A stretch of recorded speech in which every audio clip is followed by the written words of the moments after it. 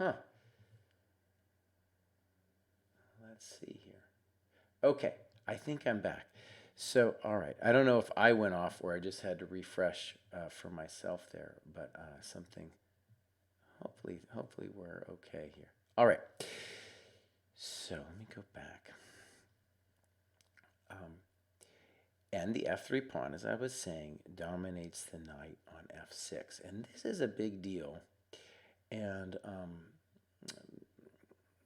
I want to give a little bit of just, let's call it personal history with this position to help understand f3 and this setup and why I personally like it a lot for white. When I was a kid and I did this business, I always started off with this move, knight f3. And I played, well, that's hundreds of games at least with this position here that also was played in the Kasparov matches back in the day, Karpov-Kasparov matches, and it went like this. And one thing that's funny about this, just on a personal level, is that what white is doing here is he's thinking that pawns are people, but in fact pawns aren't people. But of course, as a kid, I was obsessed with pawns and like doing some kind of structural damage to the black position in exchange, really, for giving black the bishop pair, and really, I think, a fine position. And one of the reasons that I did this is that if you kind of hang out in this, what this is called the Makaganov variation, knight e4 at some point is going to come and really free the position. And that's a big difference to what we get with the f3 move, which is going to stop knight e4. A really big difference. And it's that freeing the position that we're going to be working against with f3. So let's just show the f3 position to ground us for a second here.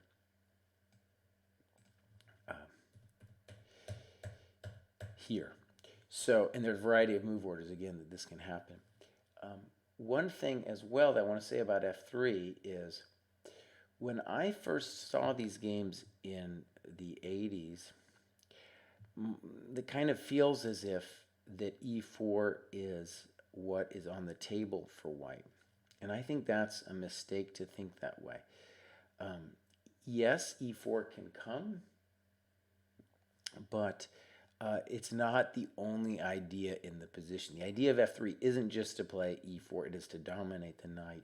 And just to kind of put a modern context on that, if we look at, say, this position in the Rui that I pulled up, it's a similar kind of thing. Yes, we can play d4, and like I've said on other videos talking about Fischer, I always thought that that was the intention of d4 because Fischer almost always played d4.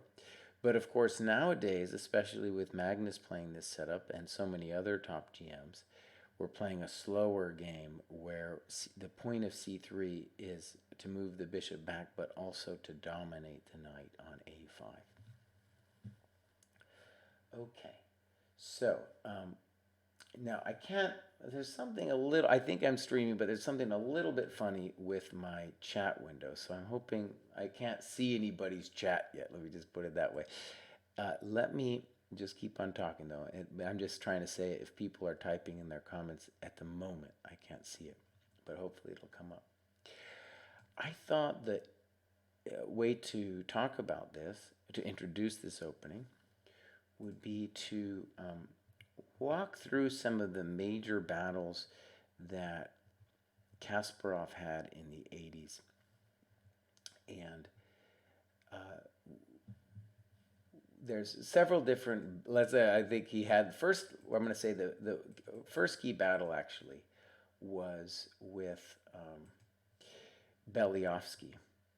And Belyavsky did this thing where he played, let me get this right, he played bishop h4 and b6.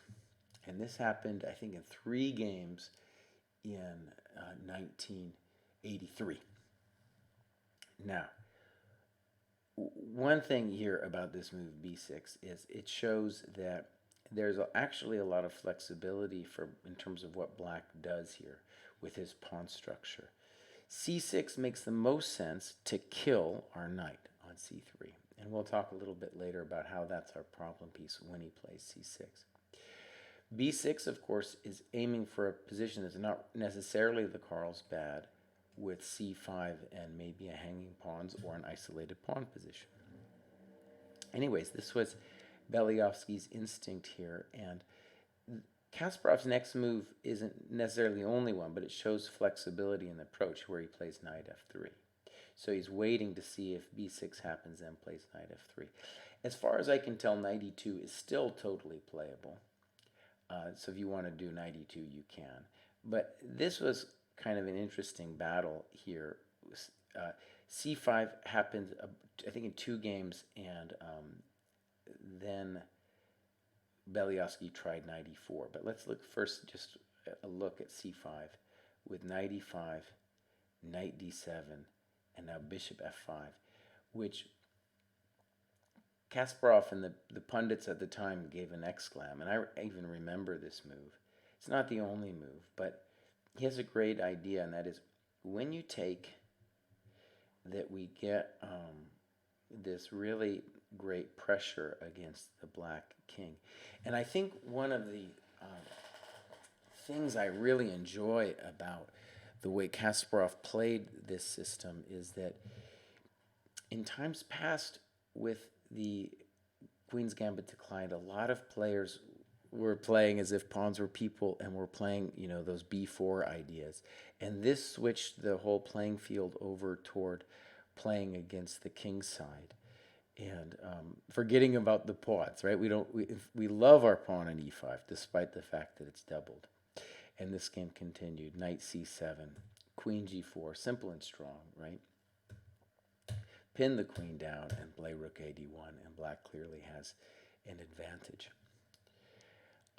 Another game with Belyavsky here went, knight e4. And this is really interesting because it seems like this is a way to do things. But in this position, maybe black might regret a little bit the h6 move, because now f6 becomes harder to do. In any case, we saw knight d7, f4, takes, c5. And Kasparov gives this move queen e1 an exclam. There's obviously many moves I think he could do here, but the idea is pretty simple: to play queen e1 and then rook d1 and get a nice attack on the king side. Now, one funny thing about this, of course, is all those games back in the day were played and analyzed without the computer. When I say played, just when they were analyzing in their own preparation, they didn't have the computer. So, you can go back and find stuff. And here's a funny thing where Belyavsky plays f6 and takes here. Kasparov gives this an exclam. And then this move. And yeah, it's this funny thing where they then repeated and actually made a draw here in 83. But, you turn on the dirty computer, and the computer finds this it seems simple once you see it, but, it's obviously not easy. It finds after rook d e8, rook d e8 finds h4. And this is actually a real pain. If queen g4, it's lights out because of takes, and then rook g3, rook g3. So that's gone. And then on queen g6, you've pinned yourself, and then simply queen f1. And we can go in this simple and beautiful endgame, and then, yeah, we're doing better here too because of a7 and d6 and these other problems. So, I don't know, at least a small advantage for white. Anyway, so that's just an interesting side note. One of the things that's interesting about these games too, and the variation, is when you consider in a position like b6 that you have as white options, it's really comforting, especially for an old guy like me, because it means that you don't have to go down this forcing line. And you know, you go down a forcing line. First, you got to remember everything, and then second of all, it's easier for your opponent to remember. You know, prepare for you. And actually, white has a lot of flexibility here, and then we'll see in several other positions in terms of how the setup goes. Okay, let's look at Kasparov Anderson, which follows what a line here, which could still be considered one of the main ones, and that's simply bishop e6. And here too, several different moves for white. But let's look at what Kasparov did. Rook a e1. I like this move a lot, but it's easy to see that rook a d1 is going to be a good move. Rook a d1 is going to be a good move. King h1, maybe even bishop h4, so that you can always play bishop f2 and avoid the exchanges. I'm having trouble connecting to the chat, so I'm sorry if it's not working out. People are typing in, but let's look at how it goes here. So bishop e6, rook a e1, rook c8, king h1, and this gets to some of the problems that black faces now, because black has to worry about things like e4, knight f4, bishop h4, maybe even g4, knight g3. And white is the one to decide when he gets to play e4. That's what I think makes it so hard on a practical level. Okay, so Ulf plays knight 67. And here I think there's an interesting decision to make. And honestly, I'm a little surprised at what Kasparov did, though, you know, it makes total sense. He took on e7, and I think there's a, let's call it an aesthetic argument to be made that bishop f4 should be played, just on the principle that if we can avoid exchanges when black is cramped, that we should. And also it really does free some of black's pieces. It's not like he achieves equality or anything, but it seems like it frees his business. So it's really interesting for me to go back and look at these games to think about what Kasparov's instincts are. And he has a beautiful plan here. Let's go bishop e7, rook e7, knight f4, and here this kind of funny move, rook c7. Ulf was a genius, and he's clearly intending to leave his queen on d8, and instead of connecting the rooks on the back rank, he's going to connect them on the 7th. And here we see, though, I'm going to guess Kasparov's intention when he took on e7, which is queen f2. All right. And you see white is hanging this threat of e4 over black's head. And here's an interesting moment where Kasparov goes for it now with e4. And I think, you know, this is where the guy was so evil, because up till now we're kind of playing a strategic game, and there's some calculation, but this is definitely a position when you play e4 that you can really think deeply about what's going to happen. Of course, Kasparov, especially when he was young in the 80s, I feel was just unmatched in being able to analyze stuff. Yeah, it's funny. Yeah, this is 89, you know, and he's already played so many great games with calculation involved. In any case, in addition to e4, which was played, I think there's loads of other opportunities here, like kind of like g4, you know. That just shows that we are the masters of space on the king side, and that it's not necessarily like we're trying to mate black right away or anything. We're just trying to say that we're going to put the squeeze on. So it shows that some of the problems that black has, and just how difficult it is for him to anticipate what's going on. Now, let me just say something really obvious. Most of these variations, the knight is our problem piece. So when e4 happens, the knight at least gets a role to play and is dreaming of some kind of future future event, either on e4 or coming around with knight e2. And black, of course, has this difficulty. In some games, black allows, of course, e5, and that's usually turns into an attack with a later f4, f5. In this game, Wolf takes, and you can see this rook cd7, which I assume he had intended back on move 15 with rook c7. Hi, Bonami. Sorry if I was a little bit off. I don't know what happened. The chat box wasn't working for a while, and so I probably missed some people saying stuff. But anyway, sorry about that. But I can see stuff now, so I'll answer any questions. I'm sure Kasparov saw this far when he played e4 and plays d5. If he wanted to, however, I just want to stress, you can move a knight to e2, and we're just in full control with those beautiful center pawns controlling stuff.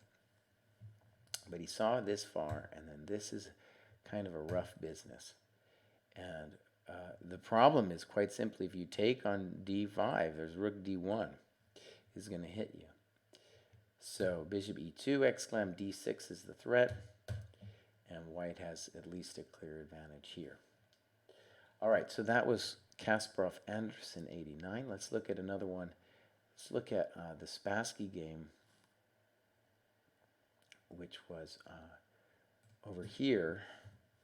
Black plays knight h5 in an attempt to free the position. So bishop e7, queen e7.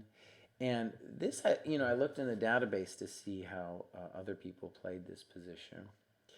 And, obviously this is, let's call it passive from black, in that later this knight on h5 is probably going to have to come back. So he's wasting some time just to get that queen on e7, try to relieve some of the pressure. In any case, I looked at the database, and there's all kinds of moves that have been tried here. They seem to all be good for white, and that's another great indication for me of why this is such a nice thing for white. You don't have to necessarily memorize a bunch of stuff. You just have to have some of the main ideas. Anyways, let me show you, before I show you what Kasparov played, let me show you something totally different, what Dingling played in 2015. Queen d2. It's kind of fun to see Ding playing this position, because nowadays he's playing the Catalan almost every game. Knight b6, f3. And one reason I wanted to show this is just that this is kind of the original spirit of the opening. It's just we're going to put the pawn on f3, make black think about stuff. g6 castles, and rook a e1, and e4, definitely with an advantage here. So yeah, there's more than one way to play. I like Kasparov's move as well. In this position, Kasparov plays g4, and I think this is one of the ideas in the toolkit for white, is that we don't necessarily have to play f3 all the time. We can play moves like g4, and we can play g4 after f3 as well. Knight g3, h6, simply h3, just hold the space. And what's great about this is now there's no knight e4 coming anytime soon. Knight b6. Here's a move that's interesting to kind of try to second guess. I feel like if I had this position, just by instinct, I'd play queen f3 and see what black did. There's all kinds of things that you can do. You can go like king f1, g2. And you can play what Kasparov did, which really, first, it's one of these moves, maybe it's not the best move, but it's just interesting when a super strong player like Kasparov plays a move you don't understand, at least immediately. He plays queen d2. Just feels so weird, right? Because if you ask yourself why, and then also, like, aren't we a little afraid of somebody hitting us with like knight c4 or knight e4? But the intention is just to play b3 and kill the knight on b6. So that was Kasparov Spassky 89. I think this is kind of a weird position. I don't even know what to think about it. But Kasparov does go on to win that game. And it turns into this maneuvering struggle. Um, One thing I think Kasparov was confused about, a good confusion you could call it, is which way does White castle in this system? And he starts uh, experimenting with castling long in the late 80s, and I think that's I don't I just say from my own perspective, I think it's a very romantic thing to do to castle long, but castling short is so good because the rook on the f file has so many uses. So I feel like we're developing when we play castles, and of course we're just avoiding counterplay by not castling long. But anyways, I brought that up because in this position, it clearly Kasparov is doing a game where he is making black guess where he's going to go. Maybe King F1, 2, so we don't have to decide. All right, let's look at another variation. And this is what happened in the 93 World Championship match with Short here. And here's an interesting decision. Now, black is waiting on c6. And the move that Kasparov does is kind of interesting. I don't like it, but I totally understand why he does it. He plays b4.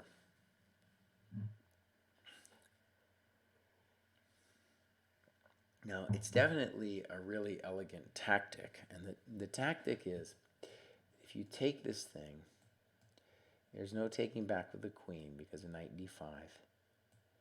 And so snip, snap, and snop, and there's some stuff falling.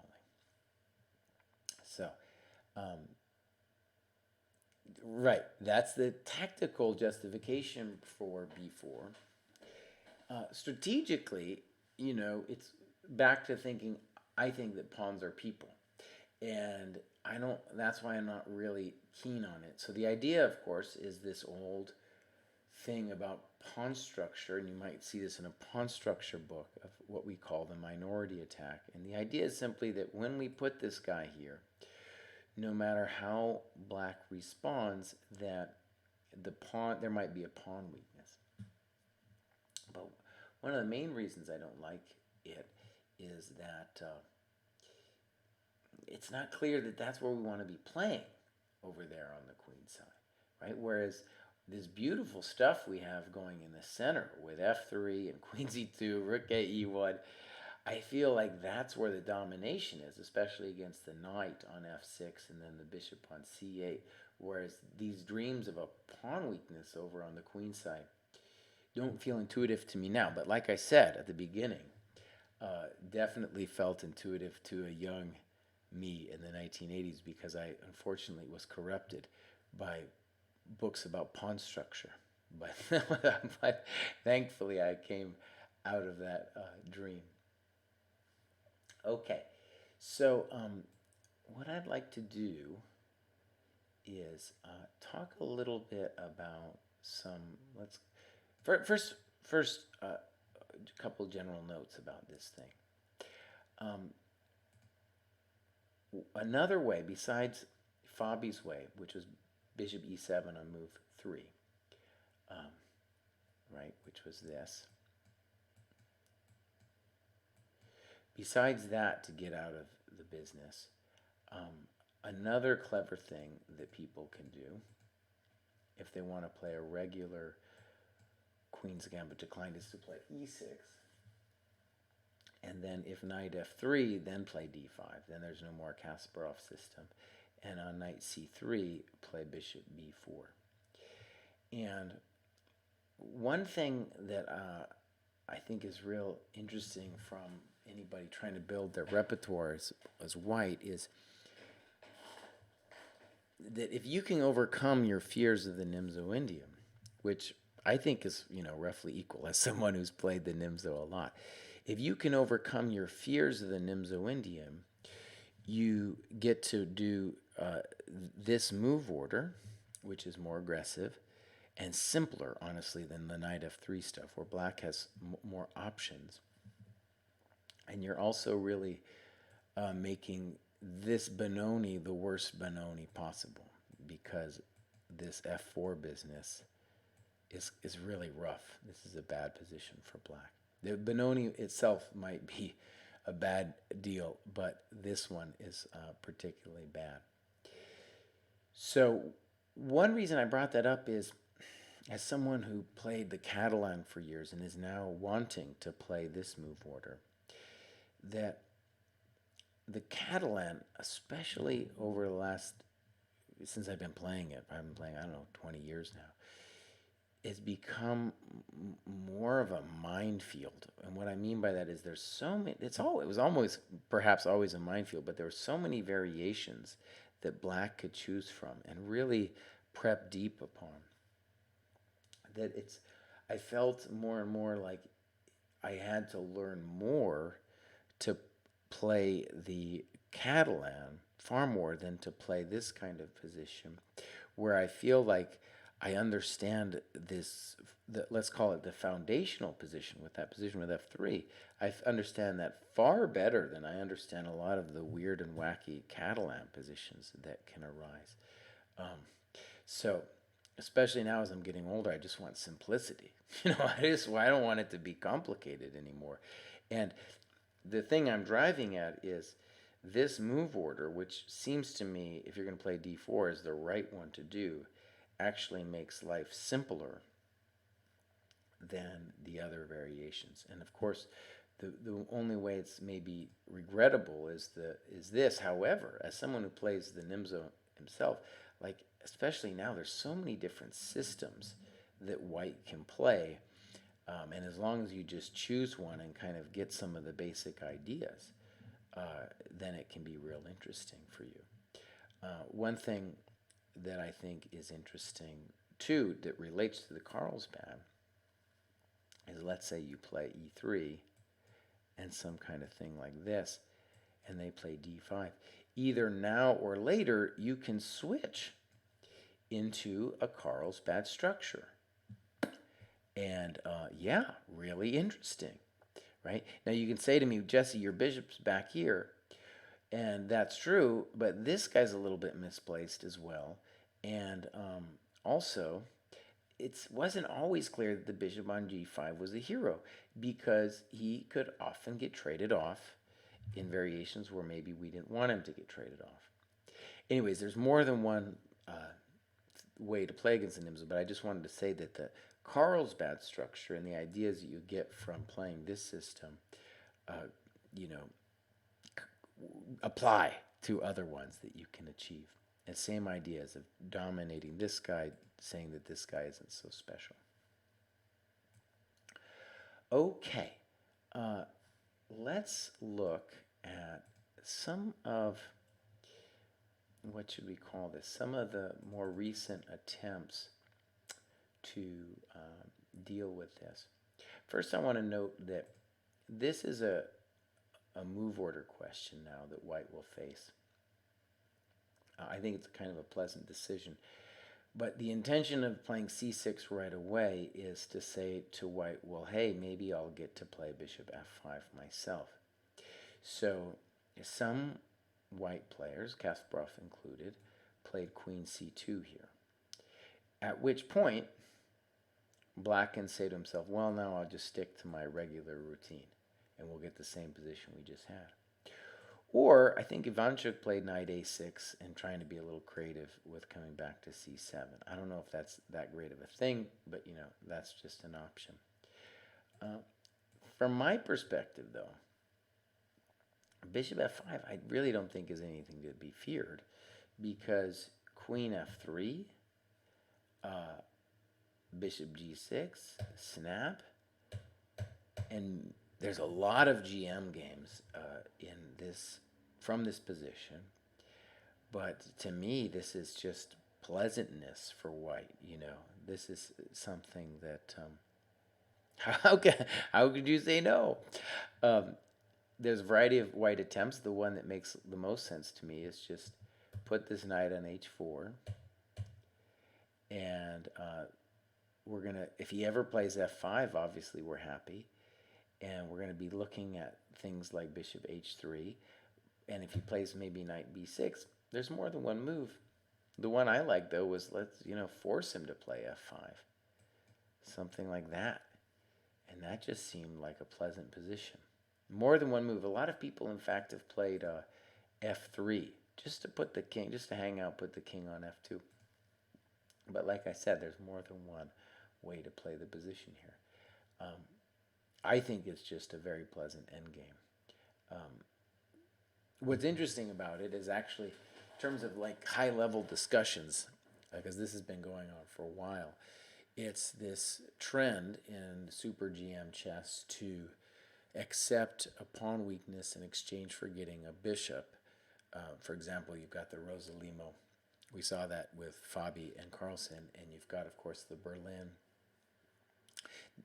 And I like those positions much more for black than I like this one. Okay, so there's that question. Like I said, I like this just playing e3. And one variation I think I should cover, and maybe Vishnu will come on here and tell me what he fears, because I know he was saying he had trouble with this, this move g6, which I have a feeling back in the day with Kasparov, I don't think that move was really on their radar. Thanks, Andre. Yeah, I think this is a simple way to play for white. So, like I said, g6, when you look at the database, a lot of big-time GMs are playing g6 now. Bishop e6 was, of course, the old move. And like with bishop e6, there are a variety of moves that white can play here. And I'll just say for myself, rook ae1 looks to be the most logical. Rook ad1, also probably fine, right? I like rook ae1 best just because it feels right. It feels like we're going to make black think about our e4 move, and in some variations it might be nice to control e3. Okay, so for example, if c5, now I'll just say, one thing that's funny about this move c5, here doesn't seem to make much sense, but this is always a possibility for black, and it radically changes the game, of course, because most importantly, now our knight is not a bad piece. I think that's really important for white to always have in his head, that we'd like to fix that piece. And of course, it kind of says to white that, hey, like maybe you didn't want your rook on e1, right? Anyways, I think this one doesn't really work out because of moves like bishop b5 and rook d1. And that bishop b5 thing will be an annoying thing for black in a number of variations. You saw it in the Kasparov-Anderson game. So, okay, rook ae1, knight e6, bishop h4. And let's consider some of the black options here. In recent games, b6 is the move that's been seen a bunch. Knight g7 has been seen. And I actually, it's funny, I had some Blitz games recently. I was loving playing this thing. My opponent blitzed out b5, and it looks really strange because not only are you making a weakness, but it kind of feels like you're going after the knight on c3, which really is white's worst piece, right? And we'll talk about that. Let's talk about it now. So here in my Blitz games, I think it was okay. I played king h1 and then bishop f2, and I'm just gearing up for e4. And I didn't see this move, knight f4.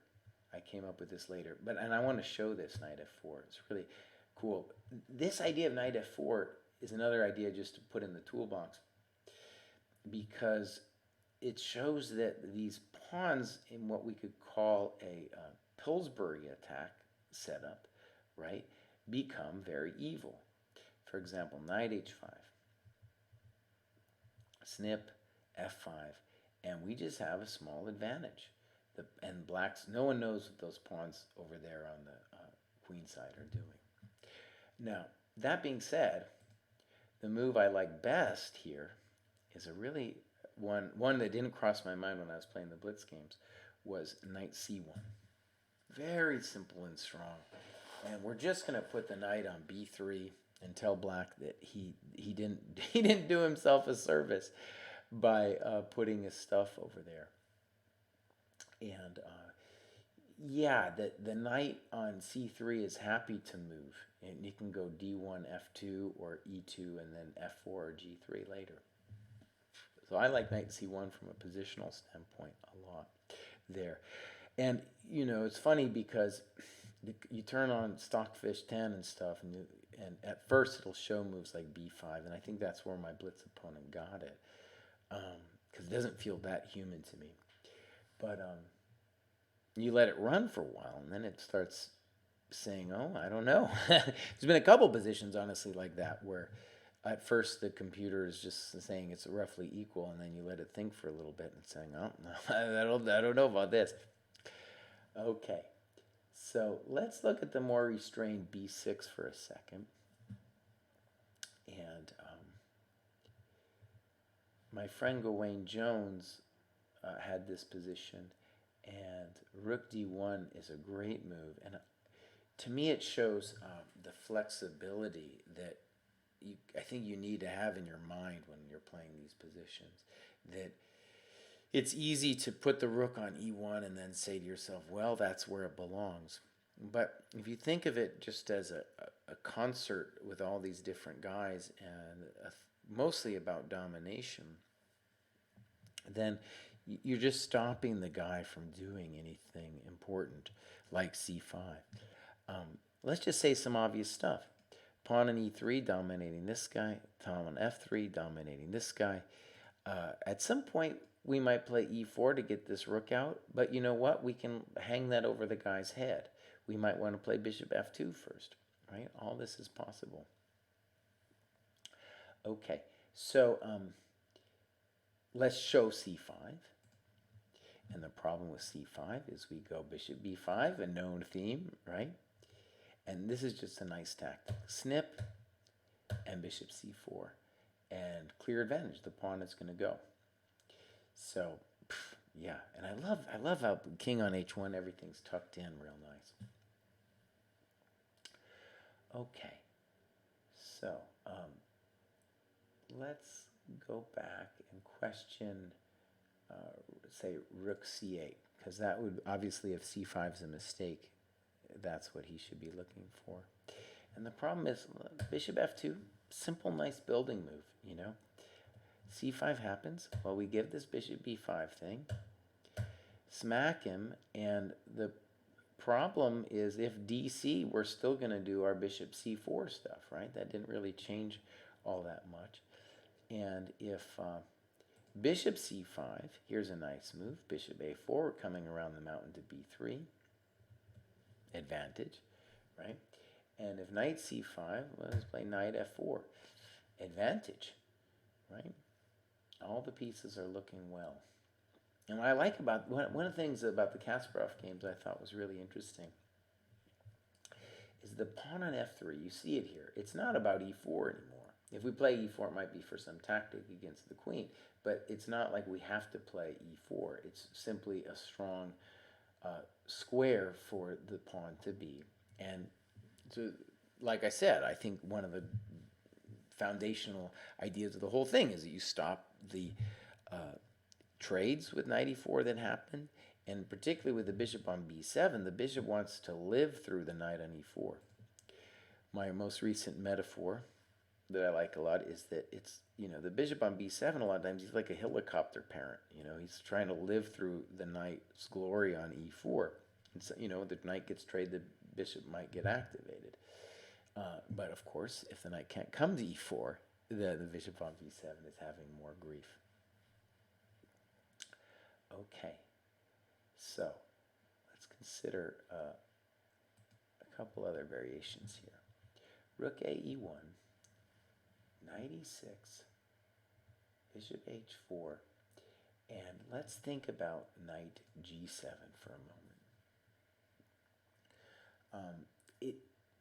When I look at that position with G6, I feel like somehow that's one of the intentions for black. And there are a couple other Queen's Gambit declined situations where knight G7 is the idea. And mainly there, you're working towards bishop F5. But the bummer for black now is simply bishop F5 is going to be met with, spit in the face with E4, right? So there's more than one move for white, but the one I like is H3. And what this showcases for me is just that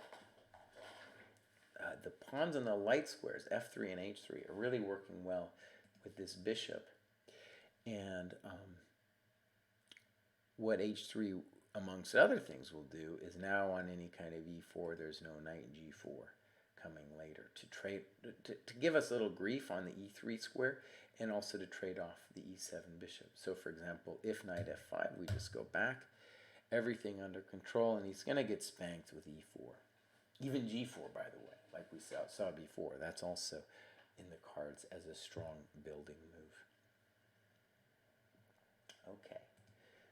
So, I don't know if Vishnu's here. Maybe Vishnu has other things to do. The guy's got a job. Let me show another variation, knight G6.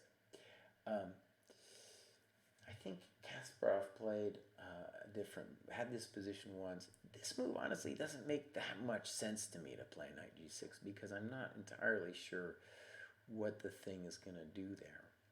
But anyways, the move I found just simple to me was to say, look, you can still do E4 because knight G4. Now, by the way, let me just say, I think the skill in this opening comes when you say to yourself, okay, we have these strategic ideas, and the tactics are going to be mostly decided by white when he's going to work out if and when he wants to play E4. And poor black is just being reactive to that. So E4 makes sense to me. Knight G4 would be black's attempt. And just queen D2. H3, kick him away. E5, thank you very much. Knight E4. And this is a very common idea that I wanted to showcase here. And what are we doing? Well, our knight on C3, which was our worst piece, is going to become a monster by going into D6. A variation could go like this. Here, knight GF4, playing for tricks against the D4 pawn if I take with a knight, but we just take with a rook, and I guess I'm going to say we're either clearly better or winning. So, one of the things that I love about this is there are a few openings in my chess life where I feel like I studied them for just not even that long, but I felt like, oh, right, I get this. I understand what's going on. And, for example, ages ago, I played the Sicilian. It was a disaster. Maybe I got better with tactics or something by playing it. But, I studied, and I never really, it was such a morass of variations. And then I studied the French for just like a weekend, and I felt like I understood everything, just the basics. And of course, I've played it for many years, and I kind of have obviously more variations and yada yada, but the basics are still kind of the same. And I feel like the same thing with this opening, where I could like be up to date and think about moves that black plays like G6, and when I go online to play Blitz games, which I probably shouldn't be playing anyway, people can play those moves against me. Kind of interesting to see what the current theory is or whatever, and I can turn on space bar, which by that I mean stockfish. I should clarify. In chess space, when you hit the space bar, it's just like gives you the computer recommendation. So we call it space bar sometimes. Um, and I can deepen my understanding of the opening, but for now it's one of the few openings I feel like, right, I kind of get the gist of what's going on, and I think for openings that's about as good as it's going to get, at least for me. I'm not going to understand everything. I just want to understand, like I said, the basics of what the opening is about. Okay, I think I'll leave it there. Vishnu probably was at work today. That's cool. I'll post this. It'll be on my Twitch site as well as I'll put it on YouTube eventually. So he can check it out. Others can check it out. And I think my intention in my life here, I'm rehabbing myself, is that I want to play this move order. And so Vishnu's suggestion that I cover this was nice, just that I could make some of my own, thoughts concrete, make a chess-based file, and then try to verbalize what I saw happening here. Hopefully my chess life will become easier by doing this. For years, I played knight f3 on move 1, and I feel like it gave me a lot of good results. I got some very interesting positions, but ultimately it made my life more complex. And I had to learn stuff that I didn't understand anyway. So hopefully my life, we'll see. It'll be an interesting question going forward if my life becomes easier. And I'm definitely not afraid of bishop e7. And the other thing black can do, of course, is he can try to bail out with this kind of thing, which you could call it a Grunfeld with e6 instead of g6. I'm definitely not afraid of that. But that's, of course, a kind of super GM thing to do to try to hold the position. And right, I'm not afraid of that thing. So I got other problems to worry about than that one. All right, everybody. Thank you very much. Thank you, No Rematch. And I'll see you guys next week. Let me maybe make a quick announcement. Right, next week, hit me up on Twitter if you want me to cover something. Like if Vishnu wants me to cover the bishop e7 thing, that might be a logical follow-up. And then the 27th, of course, that's when I'm going to cover, that's the big show, 3 hours long, where I'll cover people's games that they can submit to the chess.com forum. If you just not Google, but if you type my name into the search bar, actually if you Google it, it'll probably come up too. But if you search it, it'll come up on the chess.com. People submit their games, and I've been doing that for a while. Pretty interesting thing. Anyways, that'll be on the 27th. Until next week, see you guys next time. Bye.